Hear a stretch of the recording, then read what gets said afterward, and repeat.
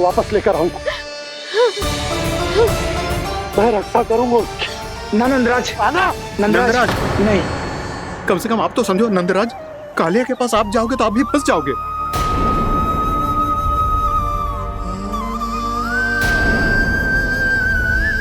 बलराम, तेरा भाई इतनी भीषण संकट में है और तुझे जरा भी दुख ना हो रहा? क्या आप सब अब तक नहीं समझ पाए कि कान्हा सच में कौन है? छोटे बाबा, आप तो उसका सत्य जानते हैं ना?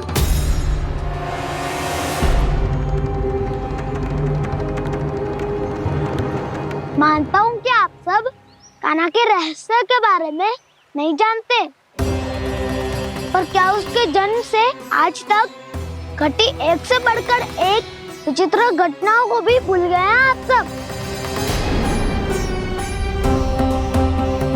भूल गए हैं कि कैसी पूतना जैसी राक्षसी उसका कुछ बिगाड़ नहीं पाई, कैसे तरनावती जैसा भयानक राक्षस उसे एक खरोच भी नहीं दे पाया था।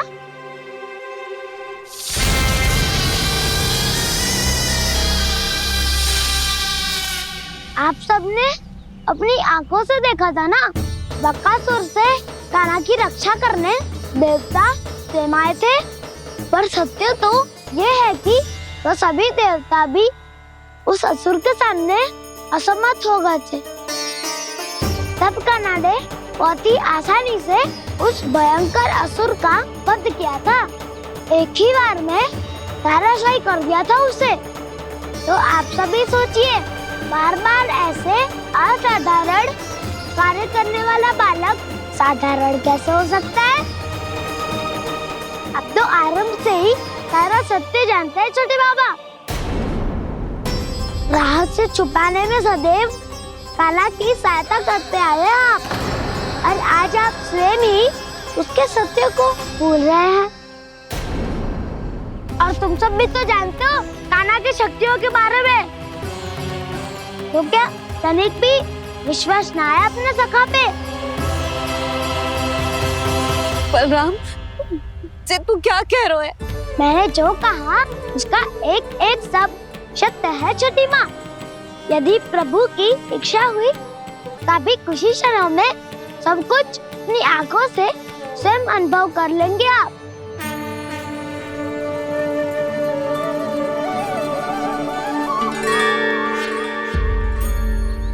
शांताकारं भुजगशयनं पद्मनाभं सुरेशं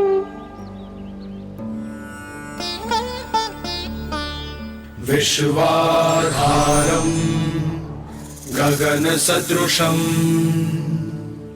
मेघवर्णं शुभांगं लक्ष्मीकान्तं कमलनयनं योगी वीरध्यानगम्यं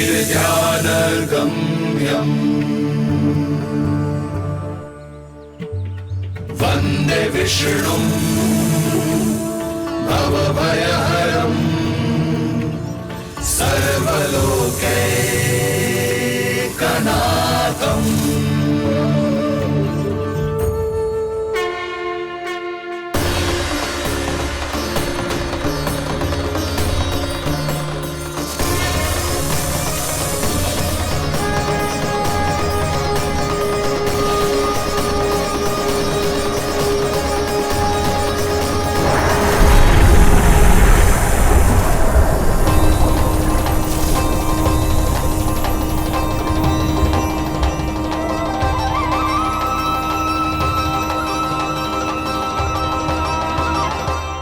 तुझे क्या लगता है बालक कि तू मेरी जकड़ से निकल गया तो अब बच जाएगा तू?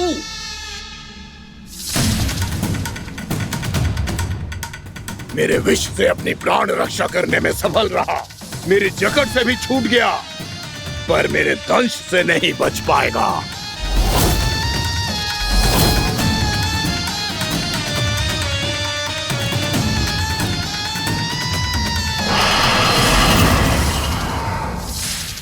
अब भय से भाग रहा है, पर मैं तुझे मृत्यु देकर रहूंगा।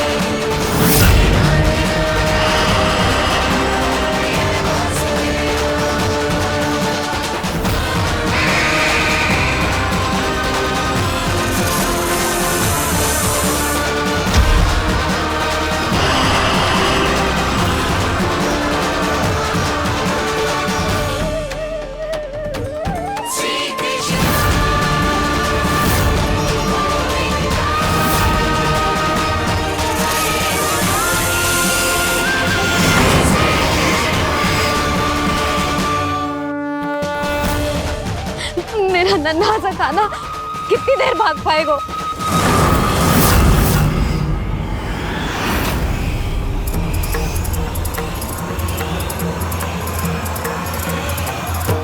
और कितनी प्रतीक्षा करोगे मेरी भक्त कालिया? भक्त नहीं, काल हूँ मैं तेरा। जब अहंकार का मुकुट बुद्धि को ढक लेता है तो भक्त अपने भगवान को भी नहीं पहचान पाता। व्यर्थ की पहेली में मत उलझा बालक। ना मैं भक्त हूँ और ना तू भगवान।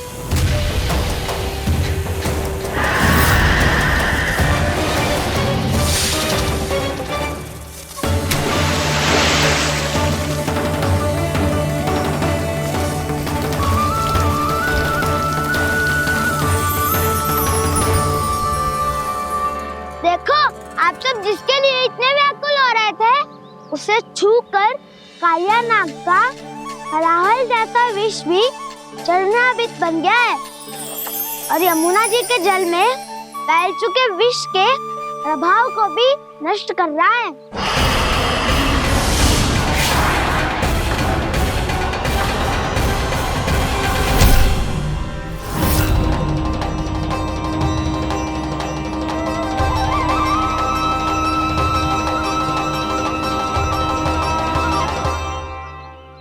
धर्म रक्षक अधर्म विनाशक प्रभु श्री कृष्ण का कौशल सचमुच अद्वितीय है। नारायण नारायण।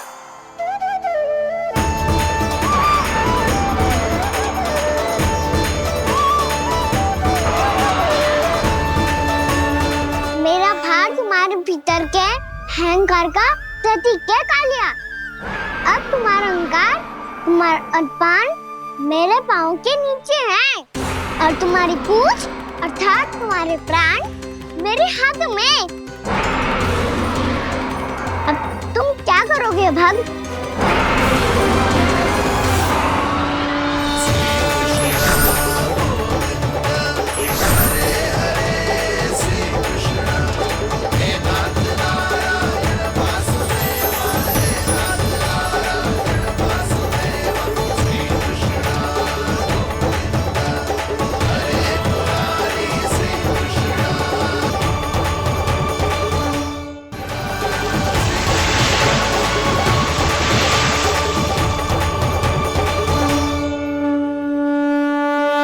प्रभु, भले ये आपको पहचानने में असमर्थ हो, पर हम सब ने आपको पहचान लिया है। हाँ प्रभु, एक भक्त होने के नाते और एक अर्धांगिनी और माँ होने के नाते मैं आपसे इनके प्राणों की भिक्षा मांगती हूँ। अपनी कृपा दिखाइए और इन्हें क्षमा कर दीजिए। आपके लिए मित्र और शत्रु में कोई अंतर नहीं प्रभु।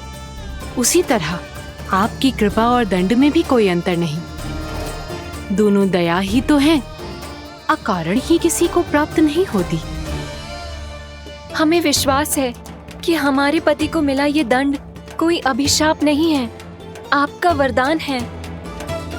ये सत्य है प्रभु कि इनसे बहुत से पाप हुए हैं। इनके विष से बहुत सारे जीव जंतु को हानि पहुंची है, पर अब आपके चरण इनके शीश पर पड़ गए हैं। ऐसी कृपा तो बड़े बड़े महान महात्माओं को भी दुर्लभ है, और इन्हें प्राप्त हुआ तो अवश्य ही ये किसी महान पुण्य का ही फल है।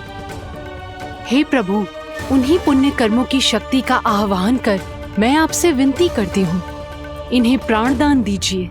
मैं अपने इस भक्त को क्षमा अवश्य करूंगी देवियों, यदि ये अपने अहंकार को त्याग कर मुझे पहचान ले तो।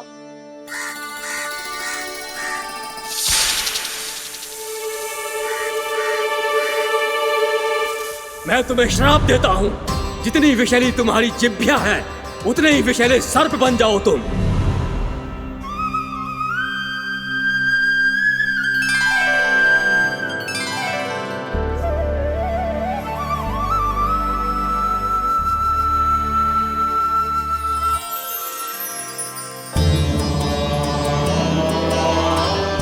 नारायण, मुझे क्षमा कीजिए नारायण।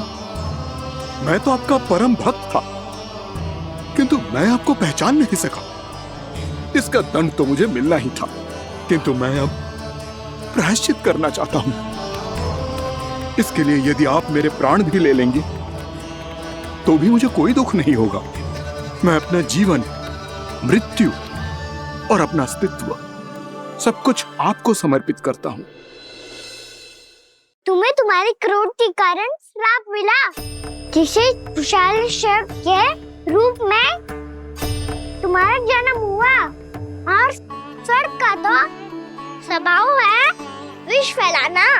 इसीलिए तुम्हें दंड नहीं दूंगा मैं, सिर्फ सभी अपराधों का पश्चाताप कर लिया। इसीलिए मैं तुम्हें क्षमा करता हूँ कालिया।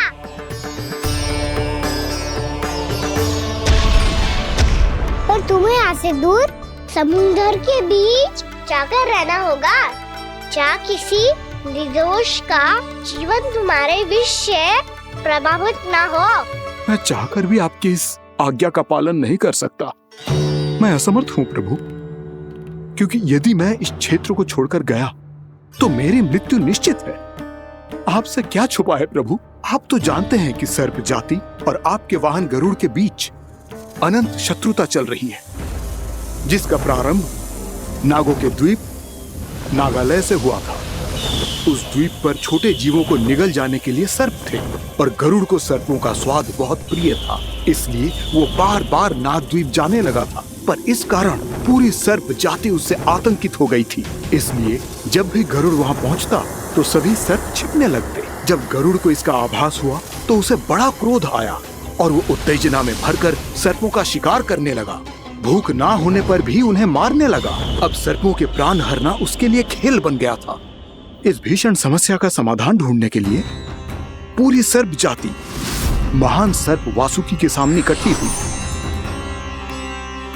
हे महान वासुकी, हमारी सहायता कीजिए। नागद्वीप पर गरुड़ ने आतंक मचा दिया है। पहले तो वो हमें अपना भोजन बनाता था, लेकिन अब हम उसके खेल का साधन बन चुके हैं। भूख हो या ना हो, जब तब आकर वो हमारे प्राण हर लेता है। अनुचित हिंसा के इस प्रथा का आरंभ सर्पों ने ही किया है। पहले आप सबने पूरे द्वीप पर अधिकार कर लिया, फिर आहार के साथ साथ आनंद के लिए भी आप सभी ने निर्दोष जीवों की हत्या की। और जब सृष्टि का संतुलन बनाए रखने के लिए गरुड़ आपको अपना आहार बनाने आया, तो आप सब अपने प्राणों की रक्षा के लिए छिपने लगे। तो फिर गरुड़ का उत्तेजित होना तो स्वाभाविक ही था। नागनाथ, जो हमने अन्य जीवों के साथ किया वही अब हमारे साथ हो रहा है, परंतु ये भी तो सृष्टि के संतुलन के विरुद्ध ही है ना? अवश्य है, इसलिए मैं गरुड़ से चर्चा करूंगा। धन्यवाद प्रभु।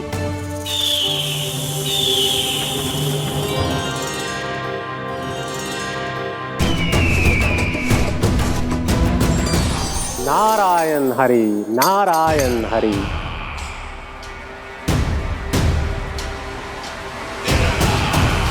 प्रणाम देवर्षि। किस योजना में कितना लाभ है और कितनी हानि, यह आंकलन करते करते थक गए होंगे मथुरा नरेश। देवर्षि, आज मेरा ध्यान कैसे आ गया आपको? आप तो सदैव ही मेरे ध्यान में रहते हैं महाराज कंस। सत्य तो यह है कि मथुरा में जो भी हो रहा है मुझसे छिपा हुआ नहीं है। मैं जानता हूं कि आप किसी भी असुर को वृंदावन क्यों ना भेजें, और वो असुर कितना भी शक्तिशाली क्यों ना हो, कृष्ण का सामना नहीं कर पाता। या तो पराजय स्वीकार करके आपके पास लौट आता है, या तो फिर वीर गति को प्राप्त हो जाता है।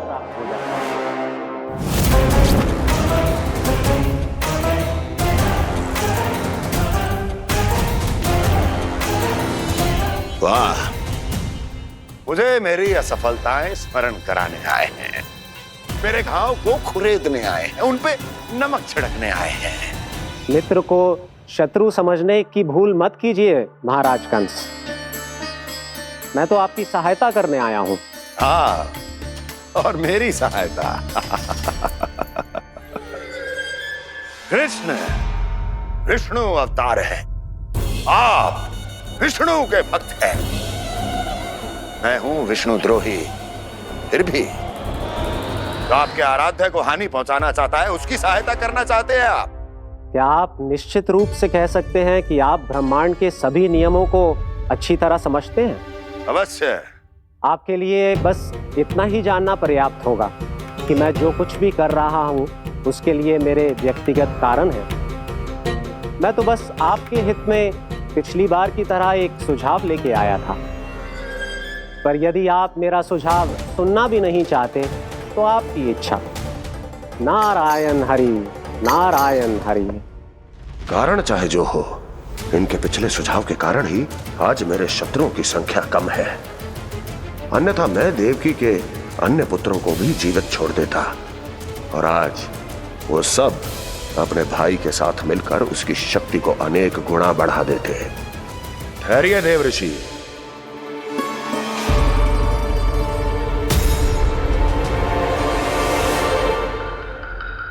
बताइए क्या सुझाव है आपके पास? मेरे सुझाव का नाम है कालिया नाग।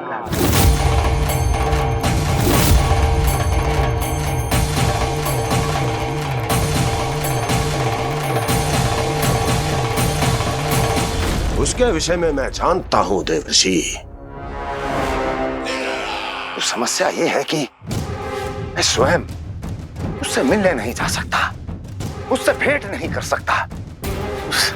उस कृष्ण की हत्या के लिए उसको वृंदावन जाने के लिए तैयार नहीं कर सकता। तो मत जाइए उसके सामने, और ना उसे भेजिए कृष्ण के सामने। हर बार आप किसी न किसी असुर को अपने शत्रु के क्षेत्र में भेजते हैं, जहां शत्रु उसका सामना करने के लिए पूरी तरह से तैयार होता है और आपका असुर मारा जाता है। इस बार शत्रु को युद्ध स्थल चुनने का अवसर मत दीजिए महाराज। इस बार योजना का जाल ऐसे बुनिए कि कृष्ण स्वयं उसके पास जाने के लिए विवश हो जाए। कालिया नाग स्वयं काल है, मृत्यु का दूसरा नाम है। उसके विष का उपयोग अपने लाभ के लिए कीजिए महाराज। वैसे कालिया के विष की अधिकता का अनुमान तो होगा ही आपको।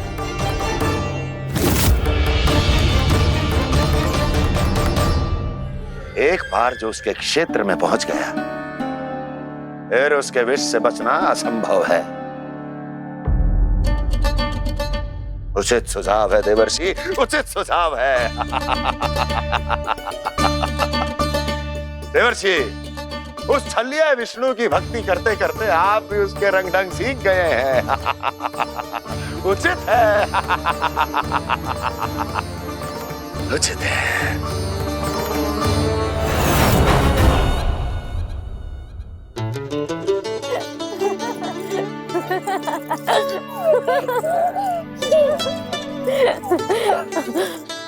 बस बस, बहुत आनंद ले लियो लला। बस अब दूध पी ले। ठहर ठहर, गर्म है। जी ले ले।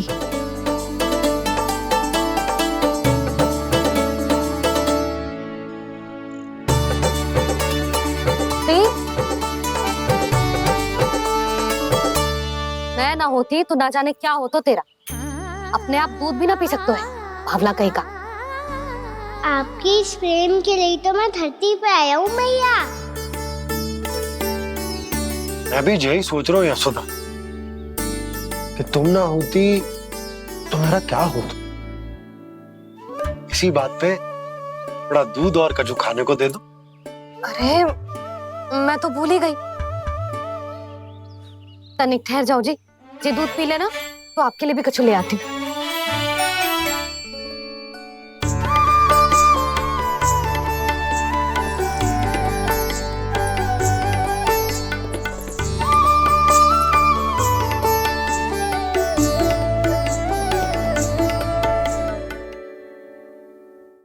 प्रणाम महाराज। आपकी आज्ञा के अनुसार बिल्कुल वैसा ही पत्र तैयार किया है जैसा आप चाहते थे।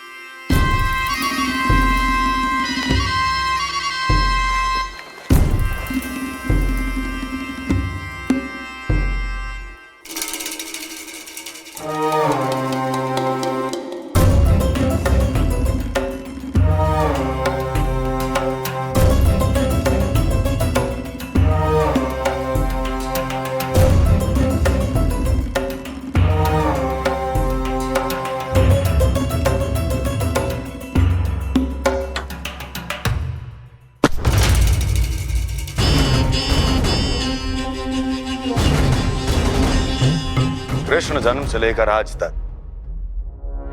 ये मेरी सबसे महत्वपूर्ण योजना है। इसका सफल होना निश्चित है दूत, किंतु केवल वही करना जैसा मैंने कहा है। जाओ।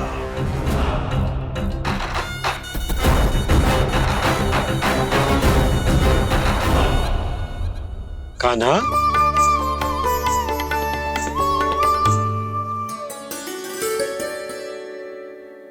क्या होगा?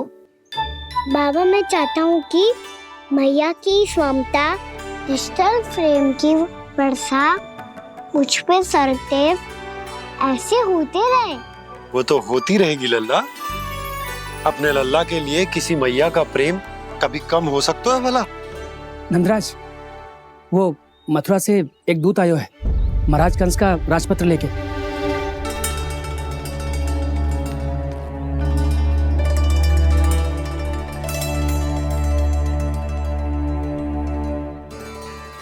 कान्हा, अब क्या करने वाला है? तेरे बाबा कहाँ गए? हाँ?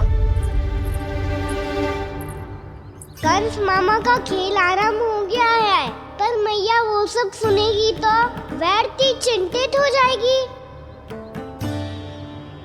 बस थोड़ा बाहर गया मैया, कछु खा लिए से। बाहर इस समय? मैया क्या होगा? मैया देखो ना, पीठ पे कुछ हो रहा है। मेरा हाथ ना पकड़ो, आप करो ना। यहाँ? क्षमा करना मैया, पर अभी बाबा को ही संभालने दो ये सब। कहिए, क्या संदेश लाए हैं आप? नहीं नंदराज, नहीं। महाराज कंस का आदेश है कि यह संदेश सभी गांव वालों के साथ ही पढ़ा जाए। ठीक है, मैं गांव वालों के सामने पढ़ दूंगा, पर मुझे तो दीजिए पढ़ने के लिए। महाराज की आज्ञा का पालन करना आपके लिए भी आवश्यक है नंदराज। सभी गांव वासियों की सभा बुलाइए। बंसी, सभी गांव वालों की सभा बुलाओ। राजपत्र में ऐसा क्या संदेश भेजो है कंस ने? अब मेरे पत्र को पढ़कर सब भौचक के रह जाएंगे। और वो कृष्ण, उस कृष्ण के पांव के नीचे से तो भूमि खिसक जाएगी, आकाश फट पड़ेगा, बिजलियां गिर जाएंगी। प्राप्ति, ओ प्राप्ति, कंस का पत्र। स्वयं को बहुत अधिक शक्तिशाली समझता है ना वो। अब देखता हूं कैसे वो इस महासंकट का सामना करता है। वो कृष्ण, वो अपनी मृत्यु स्वयं चुनेगा या मृत्यु की वेदी पर चढ़ा देगा। प्रिय वृंदावन वासियों को।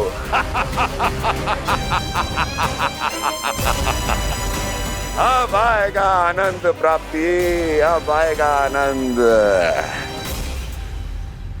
सबको इकट्ठा करवा के ही पढ़वाएगो। अवश्य ही कोई विशेष संदेश दिया होगा कंस ने। मैं भी यही सोच रही हूँ सुलक्षणा जीजी, कछु ना कछु तो विशेष है, पर जे हो क्या सकता है? हाँ, बात तो सही है। ऐसा कहाँ हो सकता है? सभी गांव वासियों के सामने कहा जाए, कछु तो विशेष अवश्य लग रहे हैं। बाहर तक कोलाहल क्यों हो रहा है? मैया, मैया, अब क्या होगा? मैया देखो ना, सर पे कछु हो रहा है। लल्ला, नारायण ने तुझे हाथ दिए हैं ना? पीठ की बात अन्य थी। अपने सिर की सेवा स्वयं कर। सर पे तो हाथ पहुंच रहा है ना?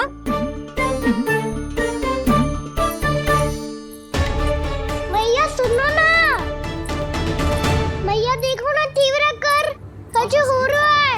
मैया देखो ना, तीव्र कछु हो रहा है।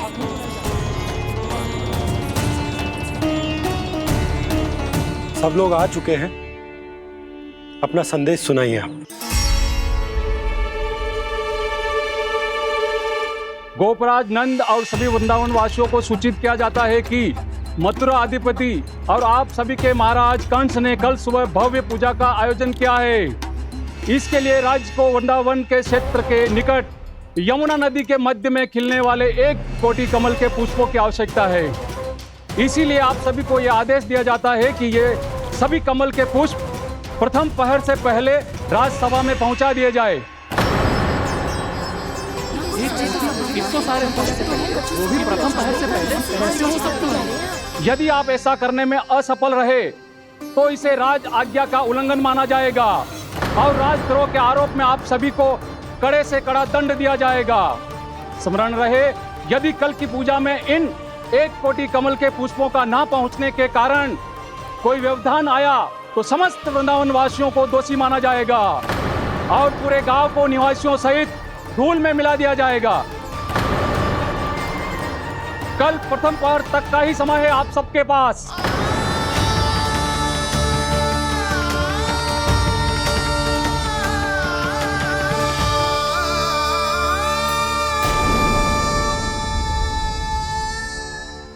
एक कोटि कमल पुष्प, वो भी कल प्रथम प्रहर में? ऐसे कैसे संभव है? और कोई साधारण पुष्प ना, यमुना नदी के मध्य खिलने वाले विशेष कमल के फूल चाहिए उन्हें। लेकिन यमुना नदी में तो कालिया नाग ने विष घोल के रखा है, तो फिर कैसे हो पाएगा?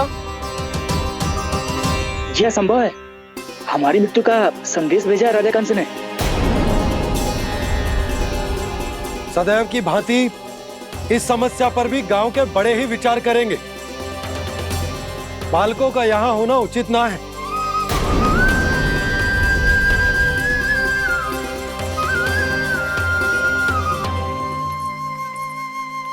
लल्ला, ले जे गेंद ले, जा अपने सखाओं के साथ खेल। सुबह उज्जवल, मधुमंगल वसंता, देखो मैया ने क्या दिया है। चलो खेलें, बहुत आनंद आएगा आज।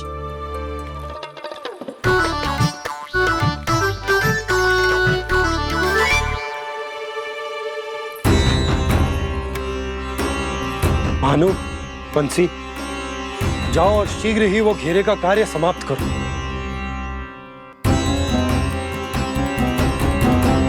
पर कछु ना कछु तो करना पड़ेगा ना। पर हम कर ही क्या सकते हैं? पुष्प लाने को और कोई उपाय है भी तो ना। मैं चला जाऊंगा जमुना जी में। वैसे भी मेरे जीवन के कितने दिन शेष बचे हैं। गांव के लिए, समाज के लिए कुछ करके मरूं, तभी तो शांति मिलेगी। ना काका, यदि आप उस विषैले जल में छलांग लगा भी दोगे, किंतु 1 कोटि कमल पुष्प एकत्रित कर पाना आपके लिए संभव ना है। इससे अच्छा है कि मैं चला जाऊं। यदि मैं मर भी गया तो मेरे पीछे रोने वाला कोई ना है। किसी को कहीं जाने की आवश्यकता ना है। गोप नरेश होने के नाते ये मेरा कर्तव्य है कि मैं आप सबकी रक्षा करूं। नंदराज, आपको जाना है तो जाओ। हरिया, काका, भैया सब चले जाओ। लेकिन आपको पता है वहाँ का जल कितना विषैला है। आप लोग एक क्षण भी जीवित नहीं रह पाओगे। फिर कैसे इकट्ठा करेंगे 1 कोटि कमल पुष्प? आप बात तो सही कह रही हैं शांति। उस दुष्ट कंस ने ऐसी मांग रख के हम सबको फंसा दिया। हम में से कोई भी क्यों ना चला जाए, अरे इस संकट का समाधान ना निकले को। कान्हा, बताना कौन सा खेल खेलें? गेंद पकड़ खेलते हैं। पर एक बात सुन लो सब, कोई भी तीव्र गति से ना फेंकेगा गेंद को। भैया ने फ्रेम बनाई है मेरे लिए। सब तैयार हो? हाँ।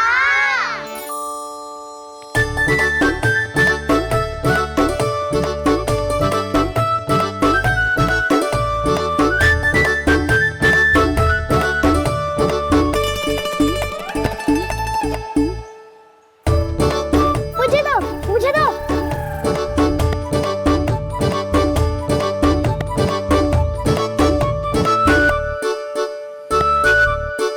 मुझे दो, मुझे दो।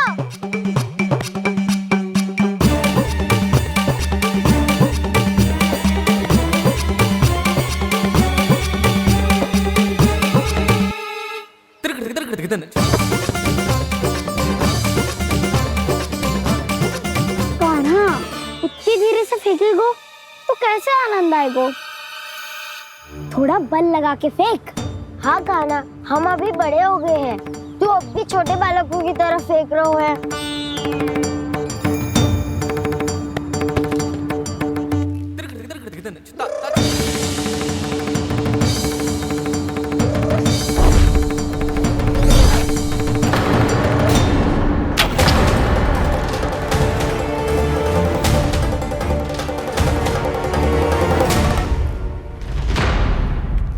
दीदी जी क्या करो कान्हा? गेंद तो डूब गई।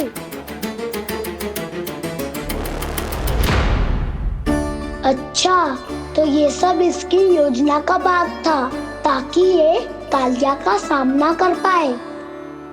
तुम सबने तो कही थी तीव्र गति से फेंको। देखो फिकवा दी ना मेरी गेम।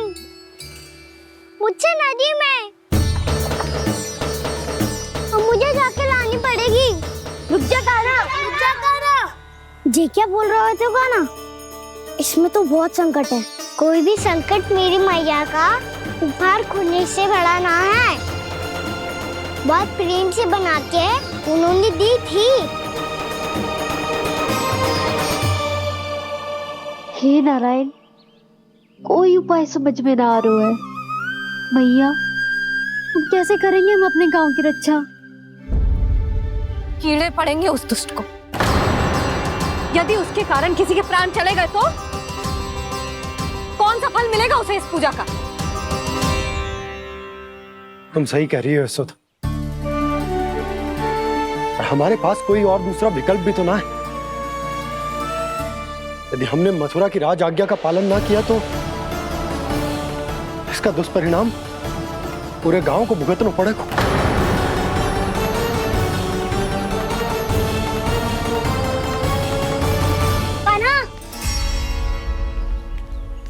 हमें पता है कि तू भगवान है, दिव्य है, बहुत शक्ति है तुझमें। पर फिर भी हम तुझे विषैले जल में ना जाने दे सकते। कुछ होगा तो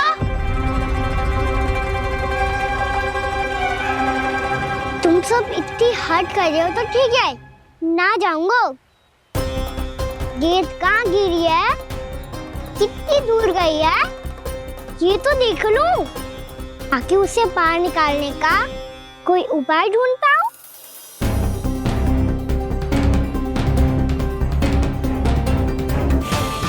हाँ।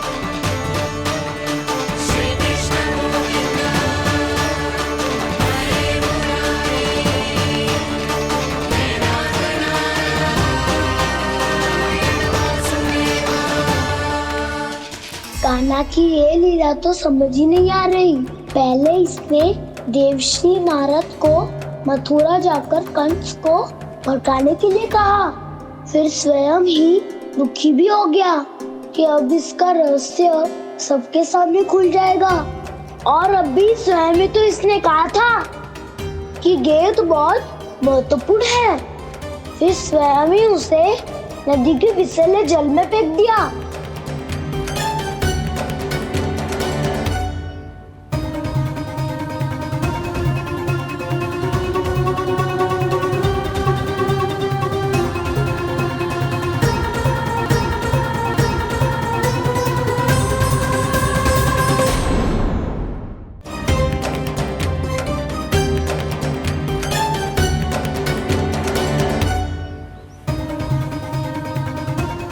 कान्हा, तू ऊपर क्यों चढ़ रहा है?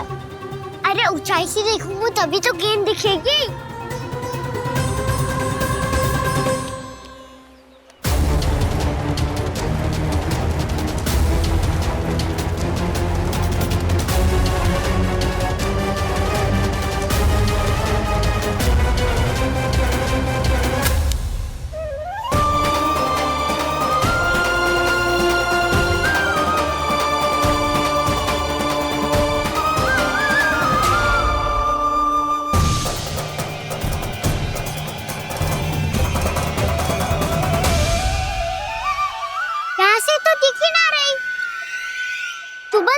से फेंकी थी ना?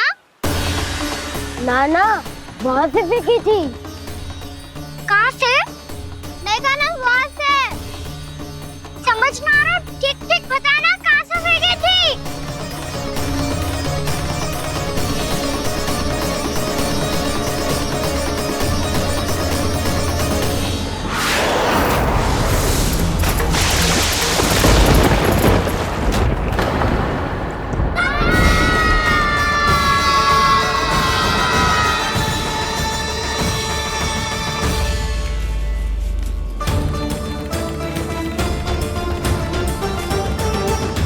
कालिया नाग के क्षेत्र में जाकर कोई भी जीवित वापस ना लौट सको।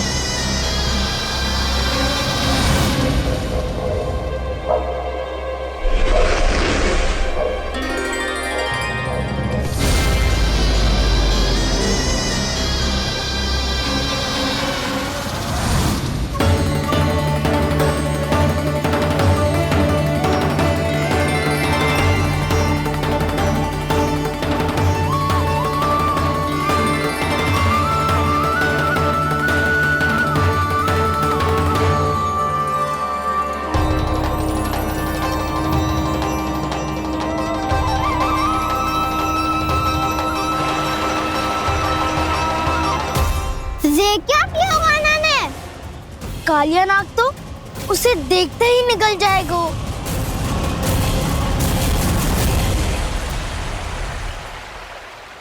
तो आरंभ से अब तक सब कुछ उसकी लीला का ही भाग था।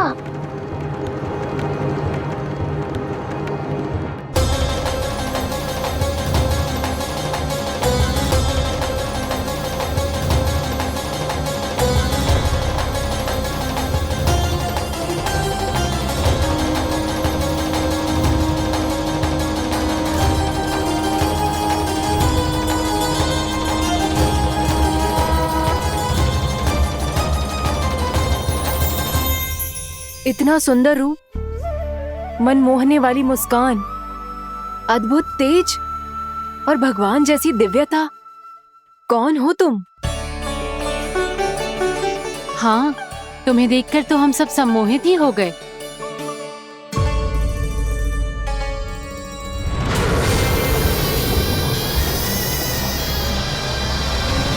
तुम जो भी हो बालक, वापस लौट जाओ। हमारा हृदय तुम्हें ही देखते रहना चाहता है, किंतु यदि हमारे पति जाग गए तो तुम्हें अवश्य हानि पहुंचाएंगे। ये बहुत विषैले है बालक, कालकोट जैसे भयानक। इनके विष से तुम नहीं बच सकोगे। नंदराज, कालिया नाग के विष का प्रभाव बढ़ते ही जा रहा है। पहले 8 कोस तक उसके विष का प्रभाव था, अब तो 1 योजन से अधिक क्षेत्र में फैलो है। जल पीने के प्रयास से अनेक पशु मारे गए हैं और नदी के निकट के वृक्ष और वनस्पति सब नष्ट होने लगे।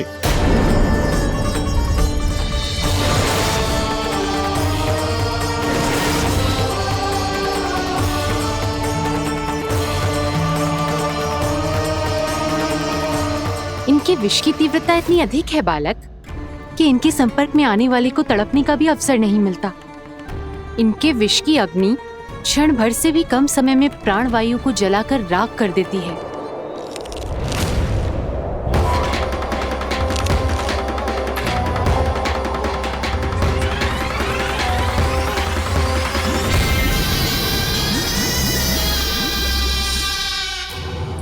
तब तो समस्या और भी गंभीर हो जाएगी। मैंने तो सुनो है कि कालिया नाग कम से कम 2 योजन लंबा है, सैकड़ों फन है उसके।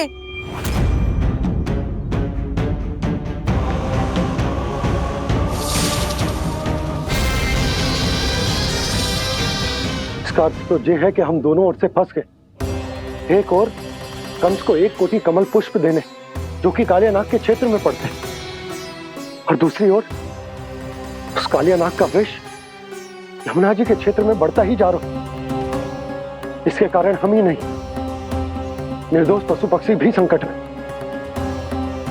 इन दोनों समस्याओं का एक ही समाधान है, उस कालिया नाग का सामना करना। और ये ना समझ आ रहा कि हम ये करेंगे कैसे, क्योंकि ये बात साधारण मनुष्य के बस की ना है। हमारे लिए ये असंभव है।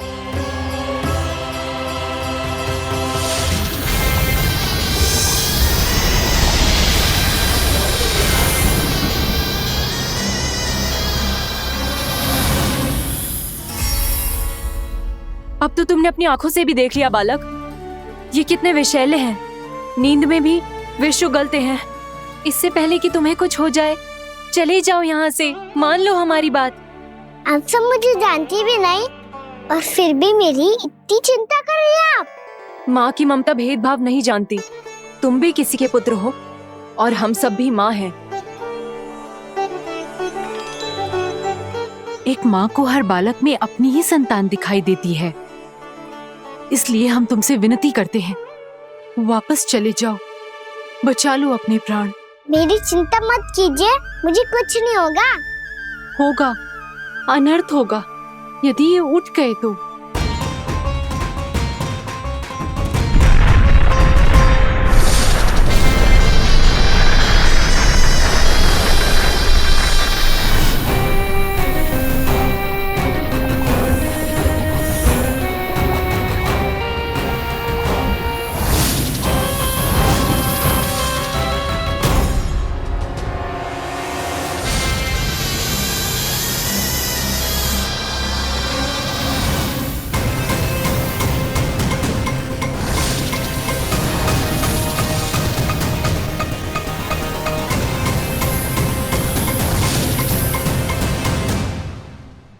सामने होते हुए भी अपने इश्क को केवल वही देख सकता है जो अपना अभिमान त्याग चुका हो। पर पूर्व जन्म में मेरा भक्त होने के नाते मेरा सत्य स्वरूप देख पाने में मुझे इसकी सहायता करनी चाहिए।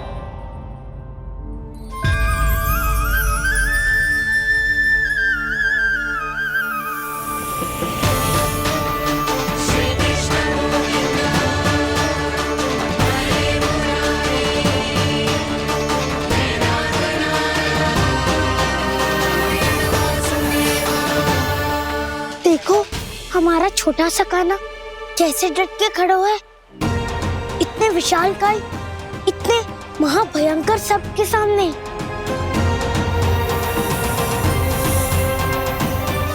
ये कोई भगवान नहीं है जो इसके सामने हाथ जोड़ रही हो तुम सब।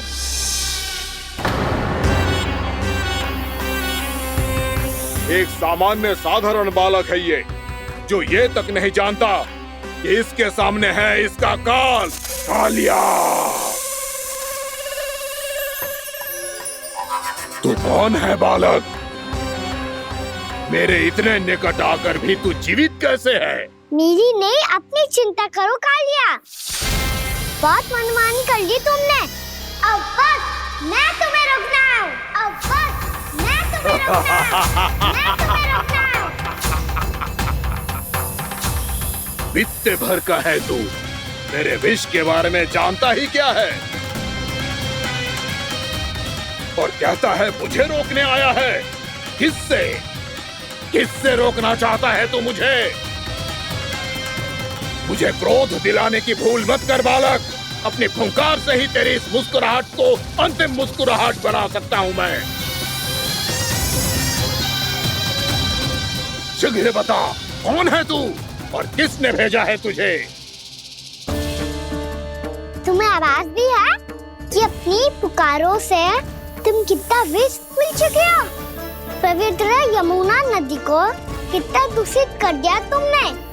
और यही नहीं, तुम्हारे कारण निकट के जीव जंतुओं, वृक्ष, वनस्पतियों सबको हानि पहुंच रही है। तो क्या? मुझे उससे क्या? मुझे है, मुझे है। आपत्ति है मुझे तुम्हारी इस व्यवहार से, और इसीलिए तुम्हें यहाँ से जाना होगा, यहाँ से जाना होगा।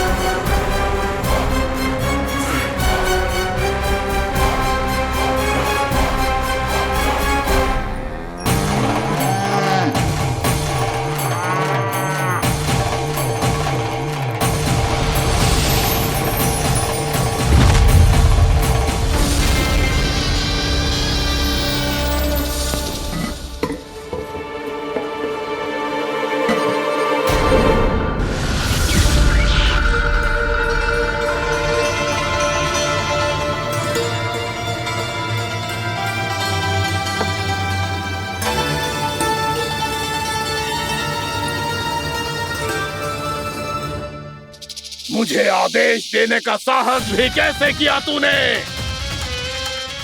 इस क्षेत्र को मैंने अपना राज्य बनाया है, मेरा परिवार रहता है यहाँ, और तू मुझे यहाँ से जाने के लिए कह रहा है? हाँ, क्योंकि तुम्हारे यहाँ रहने के कारण अन्य जीवों को हानि हो रही है, और मैं ऐसा नहीं होने दे सकता।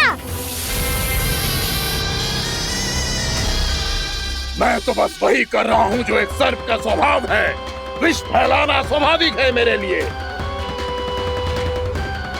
इसलिए मुझे चुनौती मत दे बालक। चुनौती तो मैं दे चुका हूँ कालिया। अब तो बस तुम्हें स्वीकार करनी है।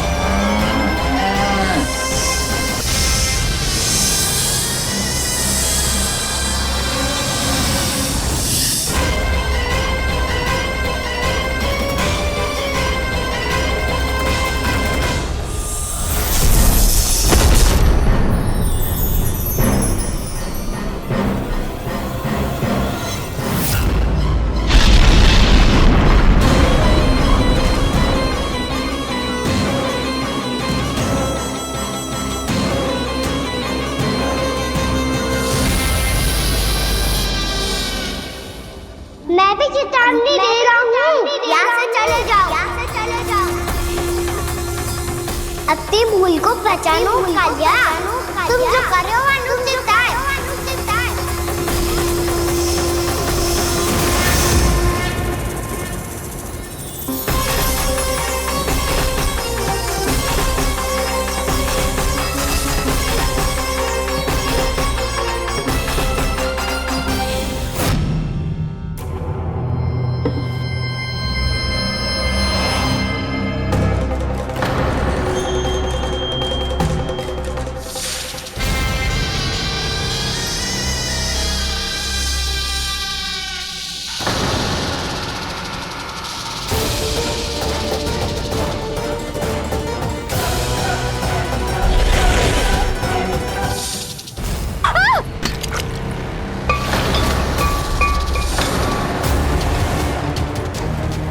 अब मैं आता हूँ।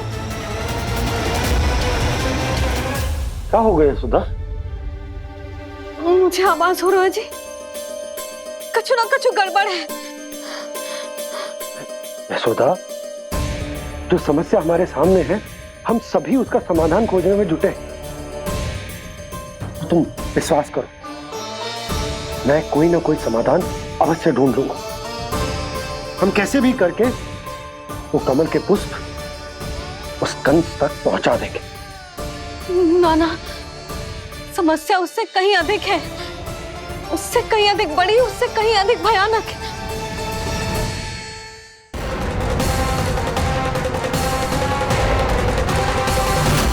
विस्की ये बूंद से ही सबके प्राण चले जाते हैं। इसने तो विस्की धारियां फेंकी है खाना पे। कान्हा कैसे बच्चे को अधिक विष से? इसका विष तो क्या, ये सर स्वयं भी छू तक नहीं पाएगा हमारे कान्हा को।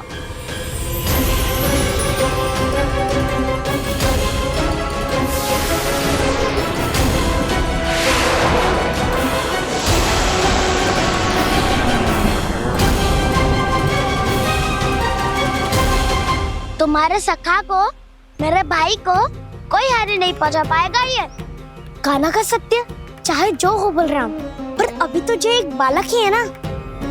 देखो कैसे विष के कारण स्थिर हो गया है।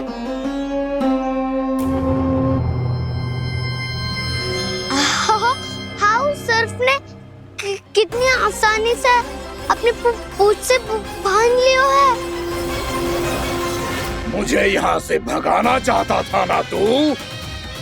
अब मैं तुझे दिखाऊंगा अपना सामर्थ्य। ये मूर्ख किसे बांधना चाहता है अपनी पूंछ में? उन्हें जिनका विस्तार सारे ब्रह्मांड में है, या उन्हें जो स्वयं अनंत है? पर देवराज, प्रभु ऐसा करने ही क्यों दे रहे हैं कालिया को?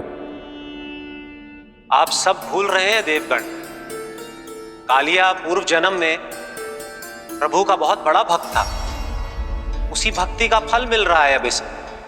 वैसे भी भक्तों के मन का भाव सबल हो तो भगवान तो सहज ही बंध जाते हैं।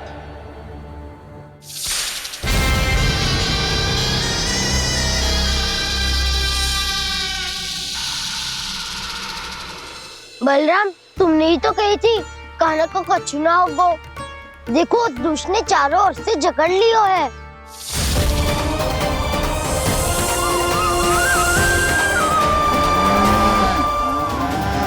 ये क्या कह रही हो तुम?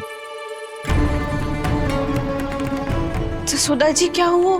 घबरा क्यों रही हो आप? सुलक्षणा, मुझे आभास हो रहा है कुछ बहुत बड़ी अनहोनी हो गई है। नंदराज, नंदराज, नंदराज!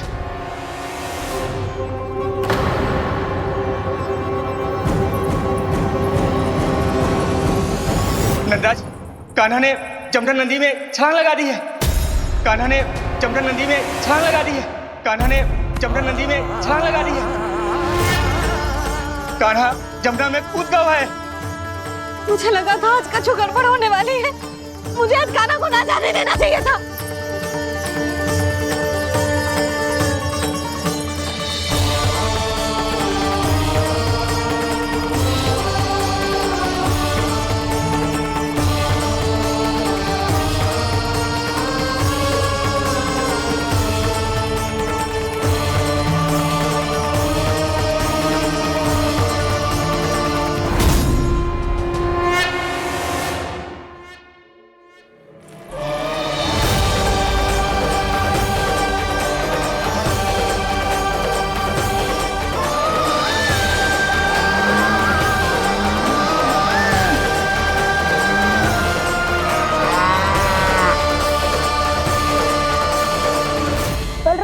कछु करो ना।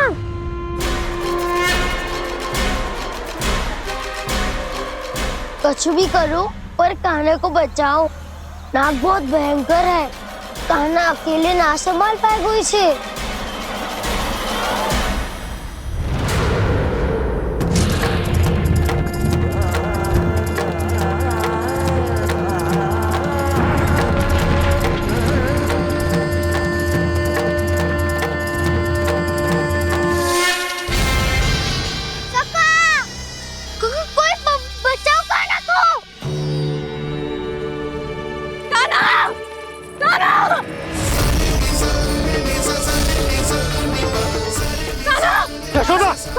यशोदा रुको।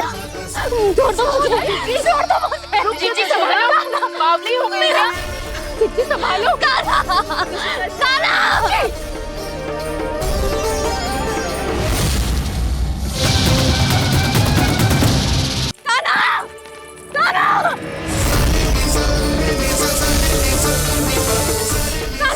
यशोदा, यशोदा रुको। छोड़ दो मुझे, छोड़ दो मुझे। जीजी संभालो, बावली हो गई क्या? जीजी संभालो। कान्हा, कान्हा। देखो अब कैसे तुम्हारे अस्थियों को तोड़कर छोटे छोटे टुकड़ों में बदल दूंगा मैं।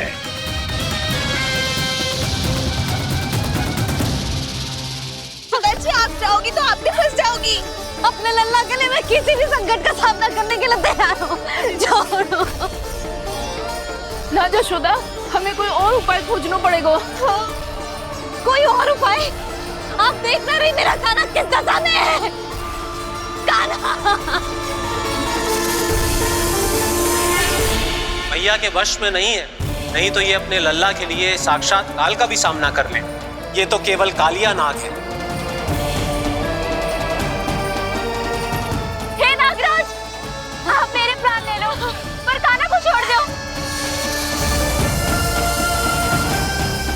ना नागराज, आप मेरे प्राण ले लो, मैं विरोध भी ना करूंगी। ना नागराज, आप मुझे मार दो पर मेरे कान्हा को छोड़ दो। ना ना ना ना नागराज, मेरे प्राण ले लो। हमारे कान्हा से क्या शत्रुता है आपकी? प्रभु के लिए जो प्रेम यशोदा मैया के हृदय में है, वही इन सभी गोपियों के हृदय में भी है।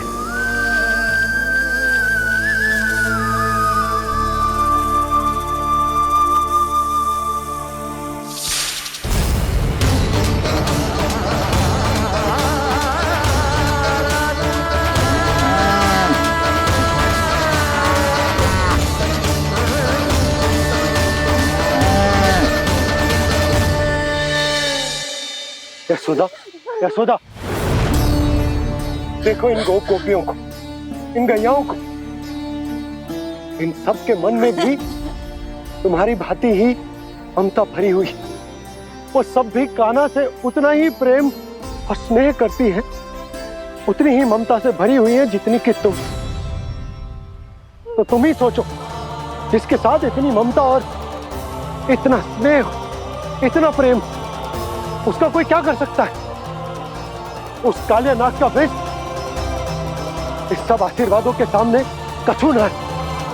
कछु करो जी। उसे बोलो वो मेरे प्राण ले ले, मेरे कान्हा को छोड़ दे। यशोदा,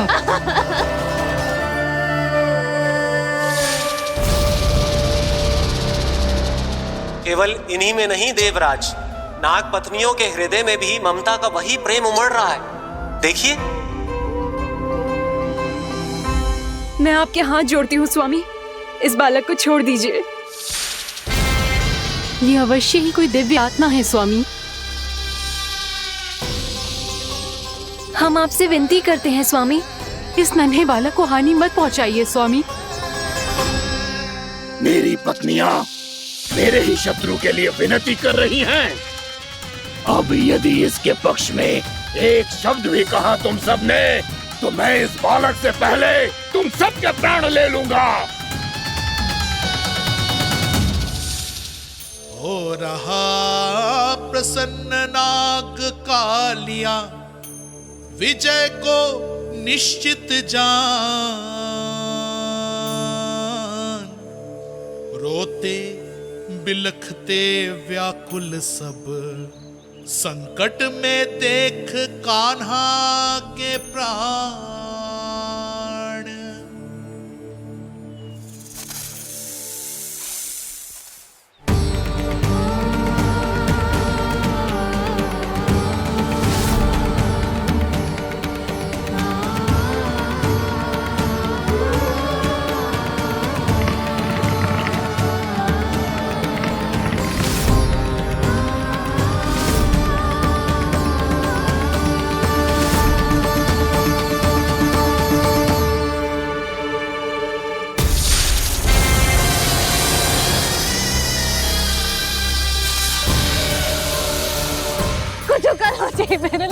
बचा लो, कोई तो कुछ करो।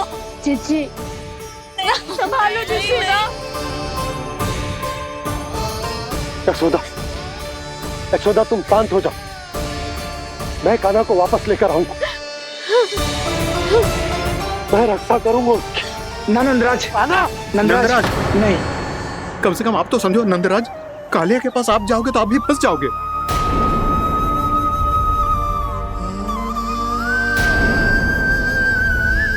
बलराम, तेरा भाई इतनी भीषण संकट में है और तुझे जरा भी दुख ना हो रहा? क्या आप सब अब तक नहीं समझ पाए कि कान्हा सच में कौन है? छोटे बाबा, आप तो उसका सत्य जानते हैं ना?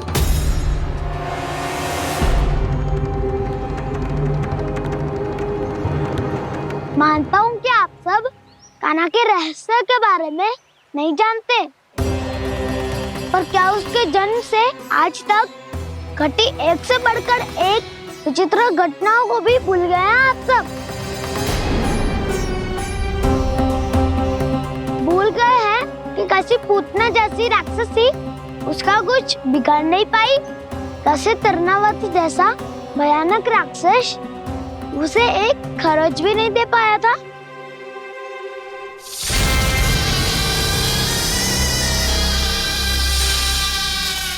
आप सबने अपनी आंखों से देखा था ना, बकासुर से कान्हा की रक्षा करने देवता स्वयं आए थे, पर सत्य तो ये है कि वो सभी देवता भी उस असुर के सामने असमर्थ हो गए थे।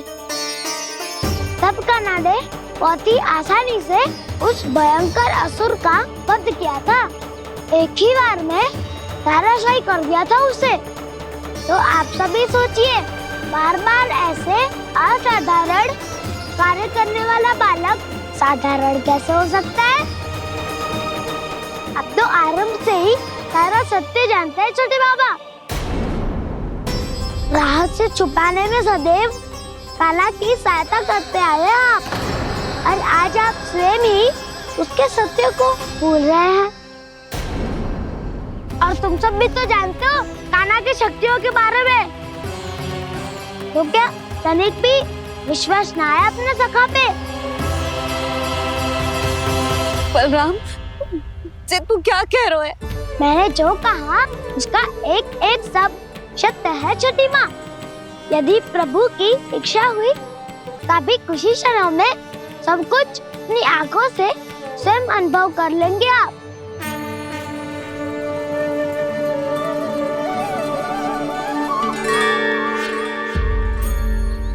शांताकारं भुजगशयनं पद्मनाभं सुरेशं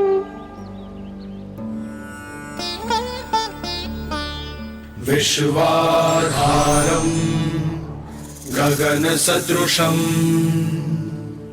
मेघवर्णं शुभांगं लक्ष्मीकान्तं कमलनयनं योगी वीरध्यानगम्यं वन्दे विष्णुं भवभयहरं सर्वलोकैकनाथम्।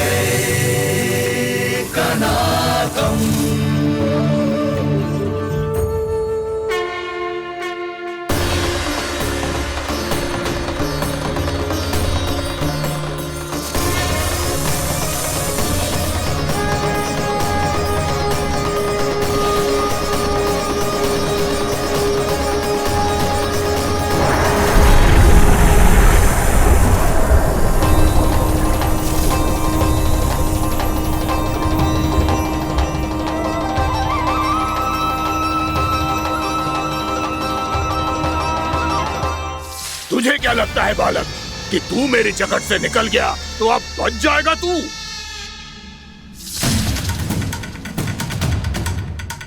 मेरे विष से अपनी प्राण रक्षा करने में सफल रहा, मेरी जगत से भी छूट गया, पर मेरे दंश से नहीं बच पाएगा।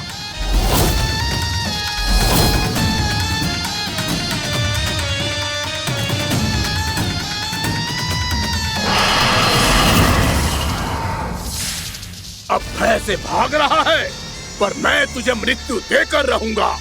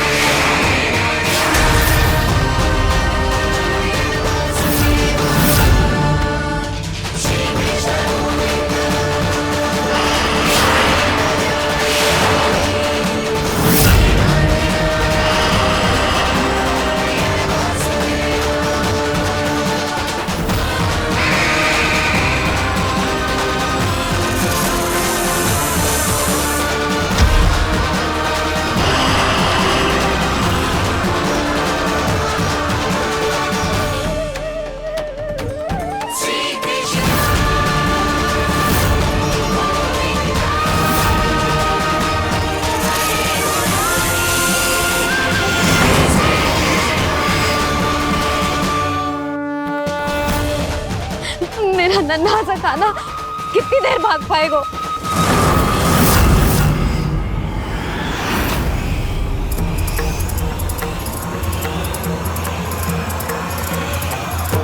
और कितनी प्रतीक्षा करोगे मेरी भक्त कालिया? भक्त नहीं, काल हूँ मैं तेरा।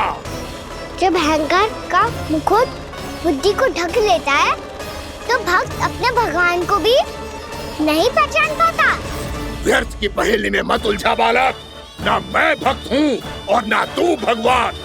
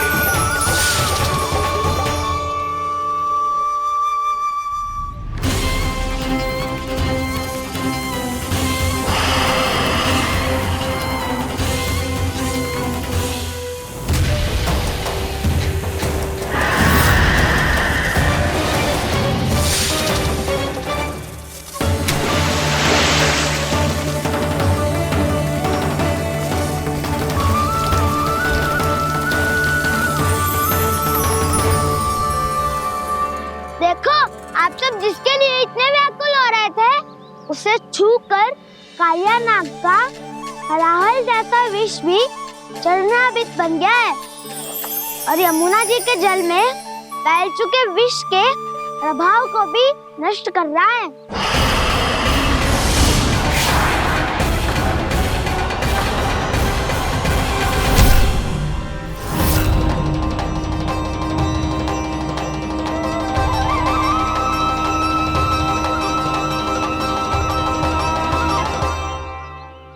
धर्म रक्षक अधर्म विनाशक प्रभु श्री कृष्ण का कौशल सचमुच अद्वितीय है।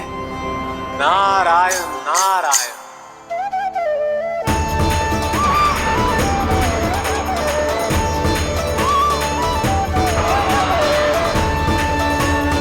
मेरा भार तुम्हारे भीतर के अहंकार का प्रतीक है कालिया। अब तुम्हारा अहंकार तुम्हारा अनपान मेरे पाँव के नीचे है और तुम्हारी पूंछ अर्थात तुम्हारे प्राण मेरे हाथ में। भक्त।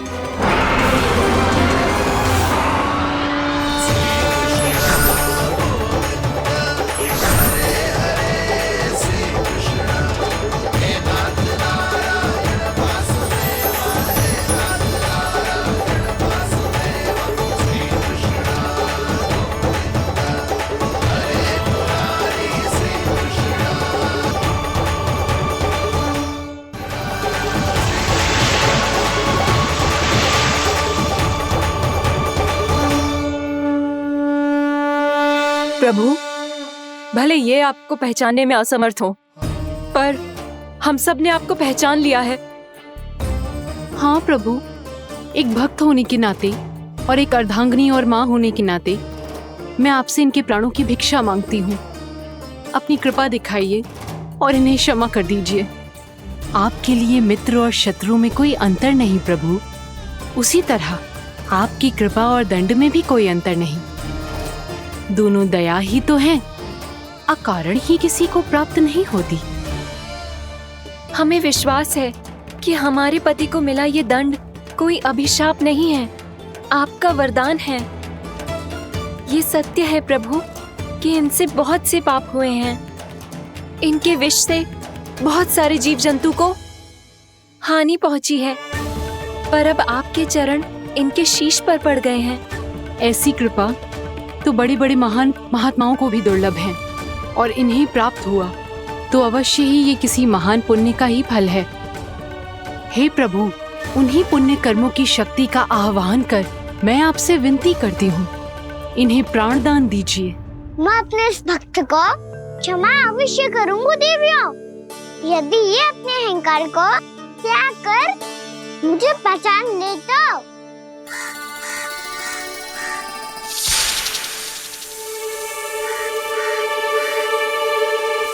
मैं तुम्हें श्राप देता हूँ, जितनी विषैली तुम्हारी जिह्वा है उतने ही विषैले सर्प बन जाओ तुम।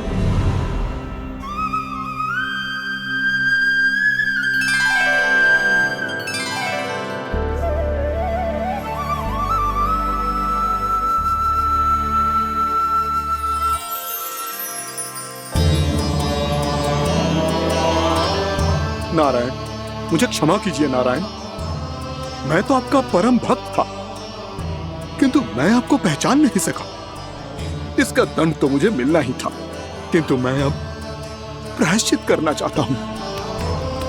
इसके लिए यदि आप मेरे प्राण भी ले लेंगे तो भी मुझे कोई दुख नहीं होगा। मैं अपना जीवन, मृत्यु और अपना अस्तित्व सब कुछ आपको समर्पित करता हूं।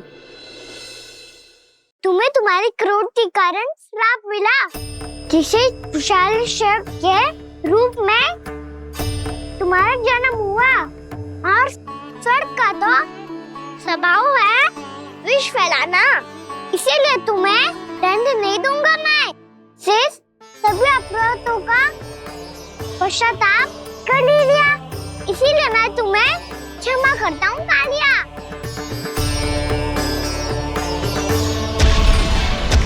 पर तुम्हें यहाँ से दूर समुद्र के बीच जाकर रहना होगा, जहाँ किसी निर्दोष का जीवन तुम्हारे विष से प्रभावित न हो।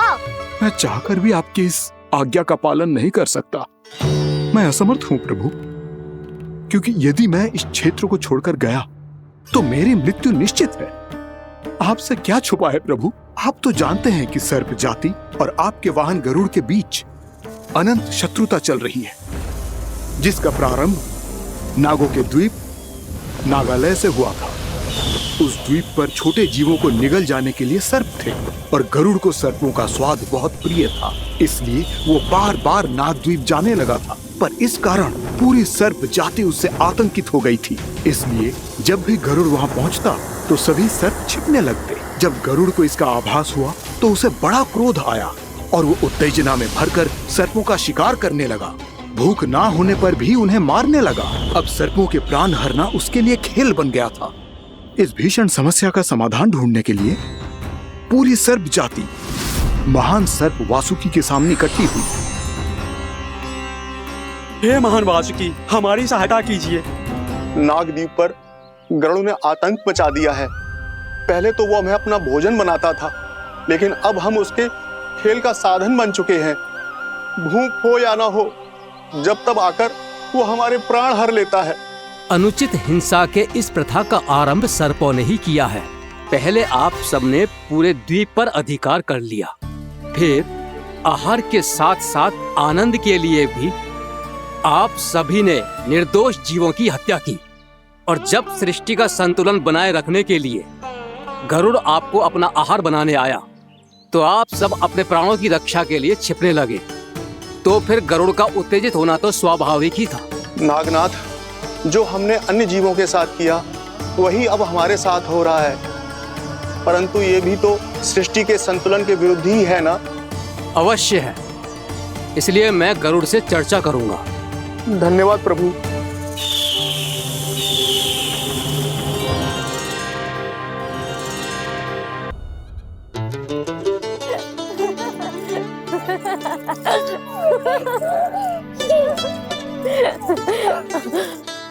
बस बस, बहुत आनंद ले लियो लला। बस अब दूध पी ले। ठहर ठहर, गर्म है। जी ले ले।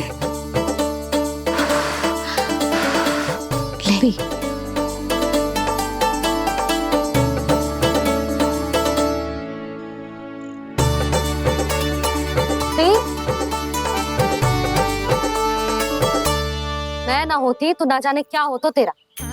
अपने आप दूध भी ना पी सकते है, भावला कहीं का। आपकी इस प्रेम के लिए तो मैं धरती पे आया हूँ मैया। मैं भी यही सोच रहा हूँ यशोदा कि तुम ना होती तो मेरा क्या होता। इसी बात पे थोड़ा दूध और कजू खाने को दे दो।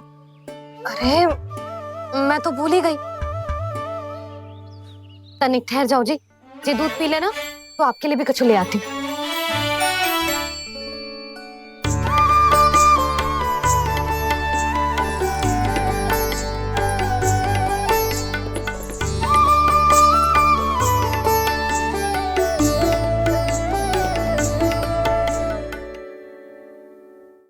प्रणाम महाराज। आपकी आज्ञा के अनुसार बिल्कुल वैसा ही पत्र तैयार किया है जैसा आप चाहते थे।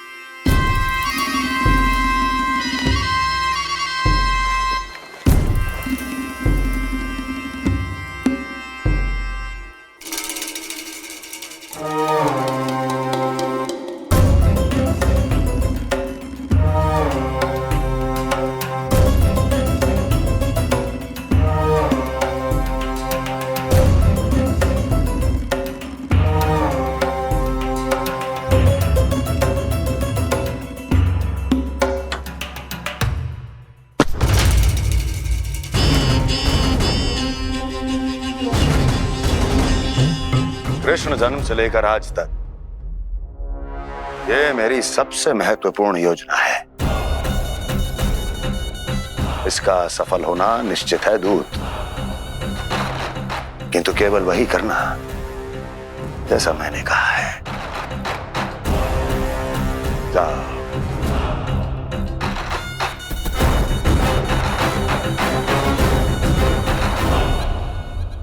कान्हा,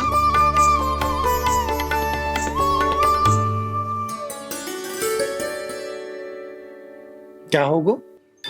बाबा, मैं चाहता हूँ कि मैया की